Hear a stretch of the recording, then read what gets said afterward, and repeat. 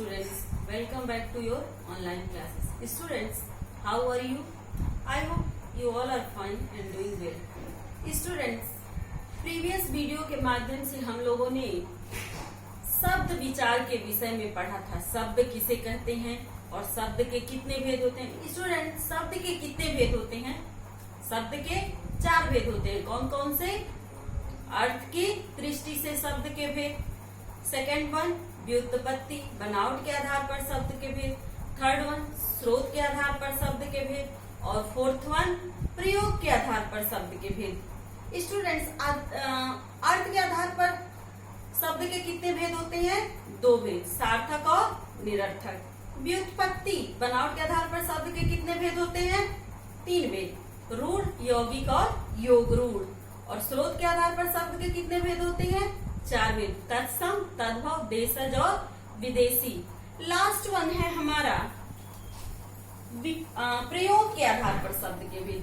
प्रयोग के आधार पर शब्द के 2 भेद होते हैं, विकारी और अविकारी।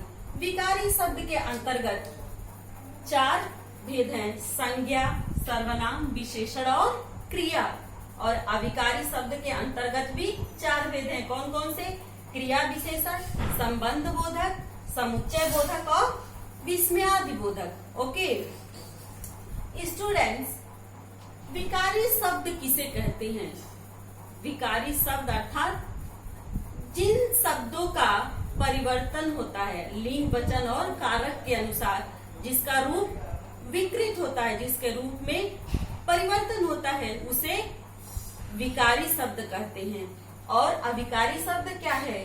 तो जिन शब्दों के रूप में लिंग, वचन और कारक के अनुसार परिवर्तन नहीं होता है, वो अपने मूल रूप में ही रहता है, उसे अविकारी शब्द कहते हैं। ओके स्टूडेंट्स, फर्स्ट वन है हमारा संज्ञा। ओके, संज्ञा किसे कहते हैं?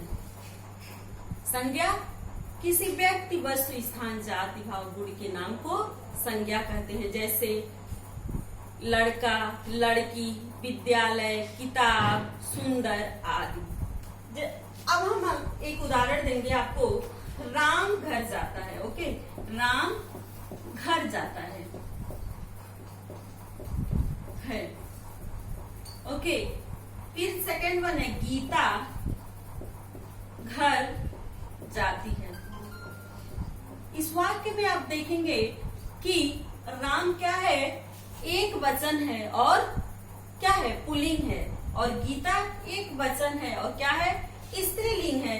तो लिंग के अनुसार यहाँ क्रिया जो है बदल गया है।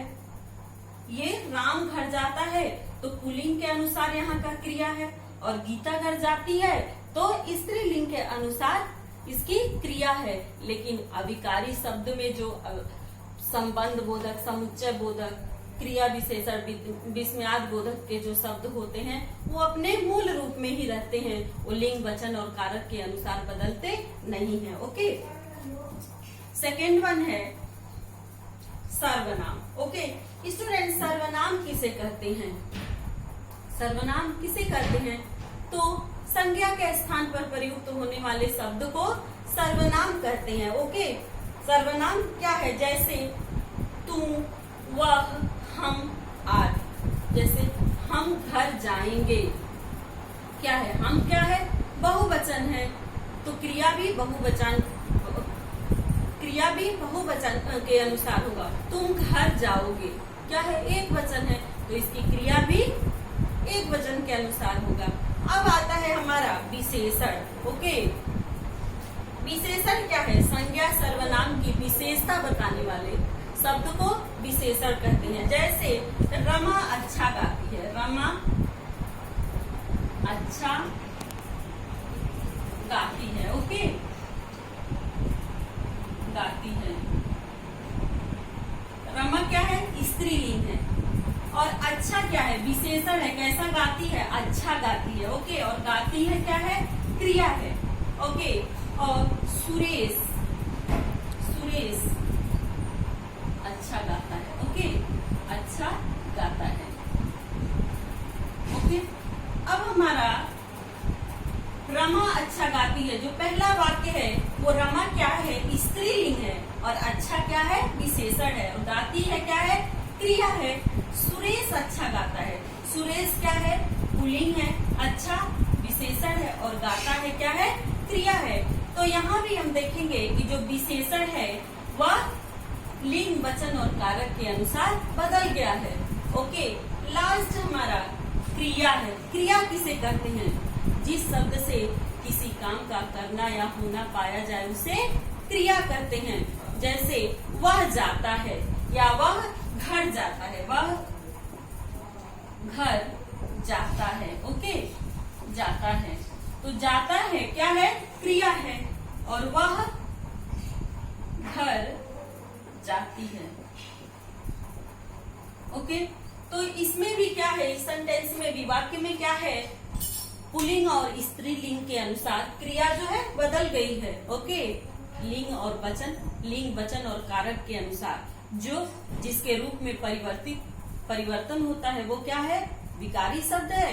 और लिंग वचन और क्रिया, लिंग वचन कारक के अनुसार जिसके रूप में कोई परिवर्तन नहीं होता है, जो अपने मूल रूप में ही रहते हैं, वो क्या है, अविकारी शब्द है। ओके, अविकारी शब्द के अंतर्गत भी 4 भेद आता है। कौन कौन से, क्रिया विशेषण, संबंध बोधक, समुच्चय बोधक और विस्मयादि बोधक। अब हम इसके बारे में पढ़ेंगे।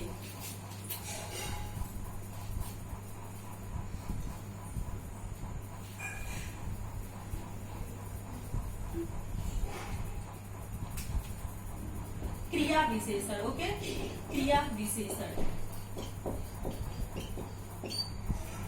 स्टूडेंट्स, क्रिया विशेषण किसे कहते हैं, तो क्रिया की विशेषता बताने वाले शब्द को क्रिया विशेषण कहते हैं। जैसे वह धीरे धीरे चलता है, क्रिया की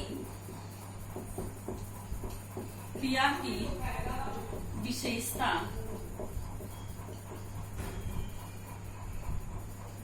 बताने वाले शब्द को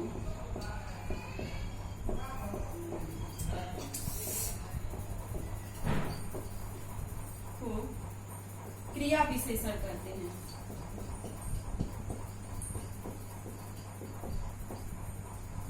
क्रिया विशेषण कहते हैं। ओके, जैसे वह धीरे धीरे चलता है। यहाँ क्रिया की विशेषता क्या है, धीरे धीरे चलता है, क्या है, क्रिया है, लेकिन कैसे चलता है, धीरे धीरे। तो ये शब्द क्या है, हमारा क्रिया विशेषण है। नेक्स्ट है वह धीरे धीरे चलती है। ओके, वह धीरे धीरे चलती है, वह धीरे धीरे चलती है, तो यह क्या है, स्त्रीलिंग है। बट धीरे धीरे क्या है, हमारा क्रिया विशेषण है, जो लिंग वचन और कारक के अनुसार परिवर्तित नहीं हुआ है, अपने रूप में ही है। तो ऐसा शब्द जिसके रूप में लिंग और वचन के कारण कोई परिवर्तन न हो, उसे क्रिया विशेषण, अविकारी शब्द कहते हैं। ओके, नेक्स्ट वन है संबंध बोधक। ओके, संबंध बोधक। स्टूडेंट, संबंध बोधक किसे कहते हैं, संबंध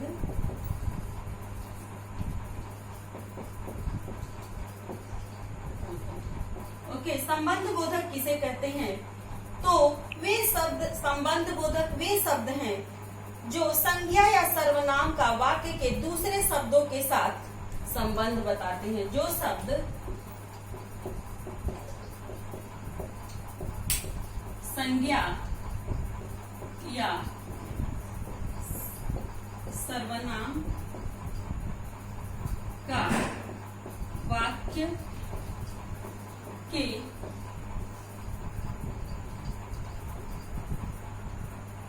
दूसरे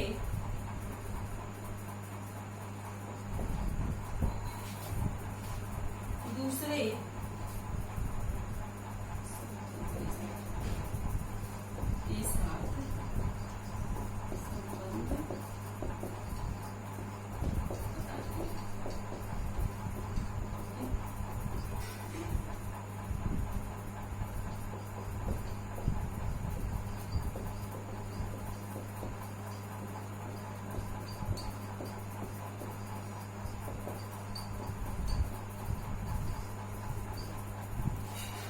संबंध बोधक। तो संबंध बोधक वे शब्द हैं जो शब्द संज्ञा या सर्वनाम का वाक्य के दूसरे शब्दों के साथ संबंध बताते हैं। जैसे रीता के साथ गीता भी जाएगी, के साथ क्या है, के साथ क्या है, संबंध बोधक है जो दोनों रीता और गीता संज्ञा है जिसका संबंध प्रकट कर रहा है के साथ शब्द। और राम लक्ष्मण के साथ जाएंगे, तो के साथ क्या हो गया, संबंध बोधक जो लिंग वचन और कारक के अनुसार परिवर्तित नहीं होगा, जो अपने रूप में ही रहेगा।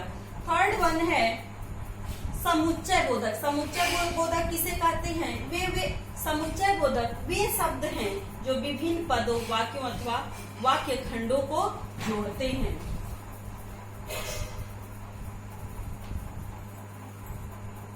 थर्ड वन समुच्चय बोधक। ओके, समुच्चय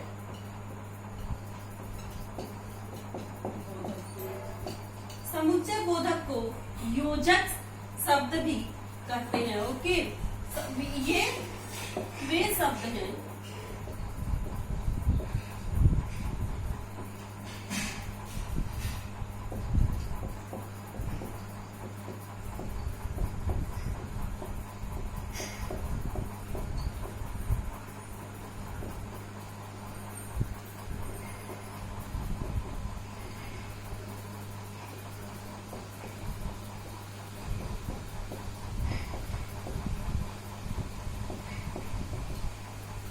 समुच्चय बोधक ये वे शब्द हैं जो शब्दों और वाक्य खंडों को जोड़ते हैं। इन्हें योजक शब्द भी कहते हैं। जैसे और, किंतु, लेकिन, परंतु। ओके, जैसे मैं और तुम कल घर जाएंगे। मुझे हिंदी और इंग्लिश दोनों पढ़ना है। तो और शब्द जो है लिंग वचन और कारक के अनुसार परिवर्तित नहीं होगा। लास्ट है हमारा विस्मयादि बोधक शब्द। अविकारी शब्द का लास्ट है विस्मयादि बोधक शब्द। विस्मयादि बोधक शब्द। ओके,